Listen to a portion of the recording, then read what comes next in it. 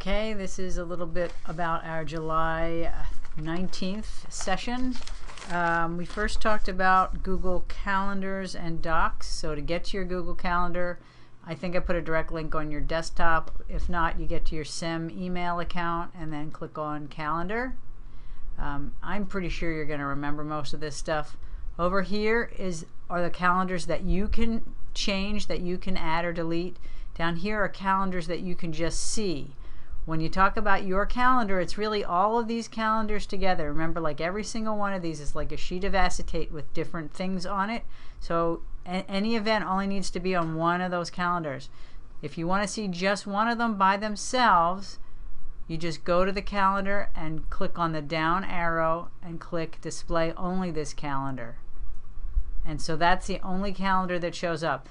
These are different colors because you can actually make different events different colors. But if you look back here, none of these lights are on as I move my mouse away. So I'm not seeing anything else on any other calendars except for the calendars, this one calendar, which is my own calendar. If I wanted to add, let's see, the daily activities calendar in on top of it, there's nothing on there. Let's see what else has stuff on it. Daily activities, we said faculty. All right, how about that, faculty? Okay, I'm going to close them all off again. All right, when I add faculty, I just click and move away. See, that one's on the faculty calendar. During the school year, of course, there's a lot more stuff on all these other calendars. But for you, if you want it, so to see just one calendar, you click and say display only this calendar. When you want to add all the rest of them back in, you have to go back and click. See, as you click and you move away, you can see that they light up here, right? Click and move away, and then you can get to the point where you see everything on all your calendars. Okay, yeah, I don't need to see that. Anyway, so that's how the seeing or not seeing goes. If you wanted to make them public or share them, there's also this share this calendar. The rest of some of these other things we'll go into later, but basically that's the thing. If you want to, all right, I just clicked off and then I'll put it back. If you want to add an item to your calendar, just click on it. You can put in the date and the time and wherever it is. And you can choose which calendar you want it to be on. Remember, it only needs to be on one calendar, so know which ones you share with who, and that's the whole thing with the calendar. I think that's probably all you need to know with the calendar. Your default view, I think, is month. And then for your special view, you have a 2-week one. So you can either click on the 2 weeks, or anytime you want to just see a week or two, you can just highlight on the small calendar what you want to see. And it'll give you, there's a handy day here. It'll say today if you need to get back to your calendar. If you have a long event, something really detailed that you need to add, when you go right here, you can either double click. If you just double click on it, it'll open up the big page. Here's the big page to add. This is where you can change the color for any event if you want. The date, if it's more than one day, you can put from one day to another here. If it has a repeat, you can do that. Once again, you can decide which calendar it's going to be on, and then when you're done with that, you can just go back to your calendar. I think that's probably all you need to know right now about the calendar. Later on, if you find you're using it, we will go into more about that. All right, so the calendar is one of Google's apps, one of the Google Apps applications. Email we use at SEM, calendar. Another big one is Google Docs, now called Google Drive. So yours may still say Docs, but it will say Drive soon if it doesn't. So to get there, you just click up there, same thing. You will see all of the documents. We moved over 2 of your 3 documents from your other account. The third one you should be getting permission to see soon, as soon as that person releases it to you. You may end up having a ton of things here. If you do, you might end up wanting to create a folder to put things in. Once again, we'll get to that as you find you're using them more often. So I think you understand about those. You can share any doc. You can create a brand new one just by clicking Create Document, and then you can just type whatever you want on it. You can share it with anybody you want. This button up here, Share, and you would just add the email address of anybody you want to share it with. There's other options. You can make it accessible to everyone on the web. You can publish it. Once again, I'm not going to bore you with that. But right now I'm sure that you would just want to be able to type a document and share it. I'm going to click cancel here. I think done. I'm also going to get out of this. to go back to your drive, it usually opens the document in another tab. We talked about that. And then here's your tab. Remember your internet tabs. Tabs are easier than new windows. You can also upload if you've already got a Word document and you want to make it into a Google document that people can share. There's the upload button, and you would just upload a file and any of your Word documents. You did have some weird problem with that. Hopefully next time I see you that won't be there, but usually there's no problem in uploading a file to Google Docs. So that's the Google Docs part of what we went over. Okay, next thing we talked about was, I think, the snipping tool. I think you probably have that under control.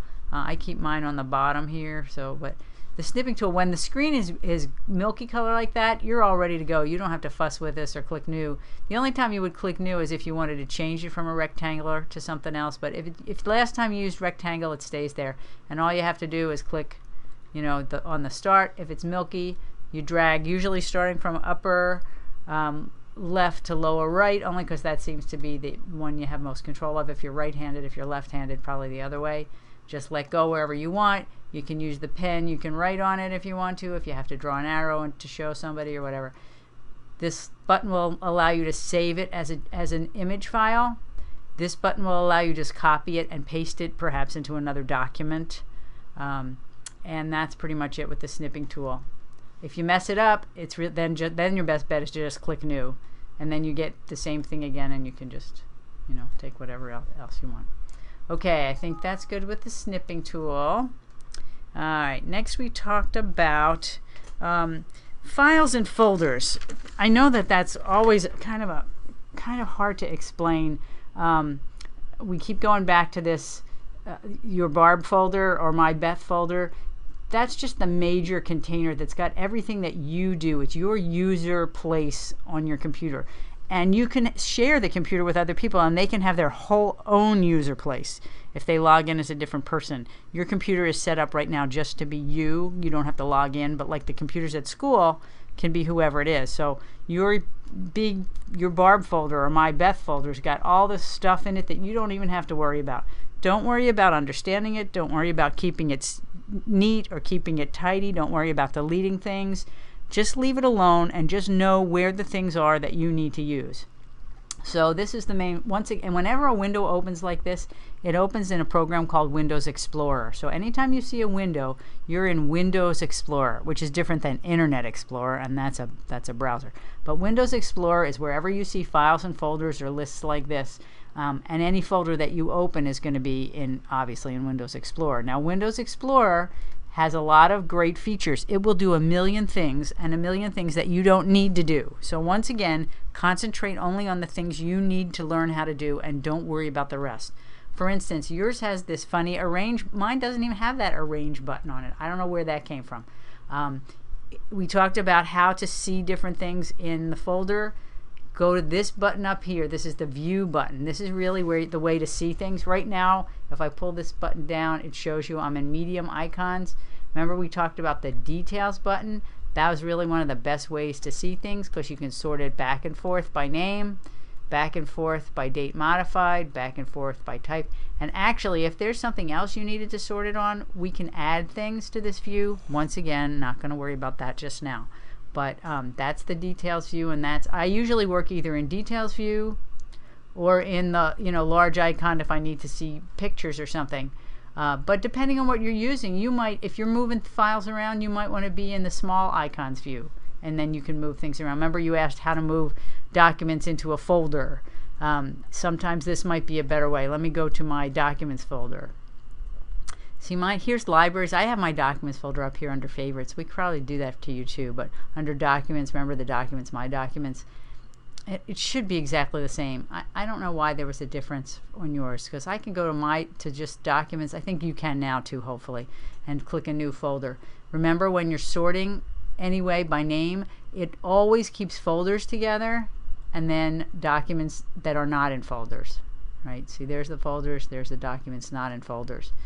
And if you wanted to put a bunch of these documents in one of these folders up here, your best bet is to take the folder you want to use, right click on it, and say open in new window. And then you can bump that against there and this against here. Now this folder still lives inside this folder, but you're just looking at it, making it easier so that now you can take things and drag them over and move them however you want to across the screen. And hopefully that makes a little sense. Oh, I needed to remind you that when you are dragging across, if you are dragging, let's say we dragged in the other direction. Where's my folders? Let's say you wanted to take something here and put it over into this documents folder. If you do this, watch what happens. I'm just going to grab it and move it.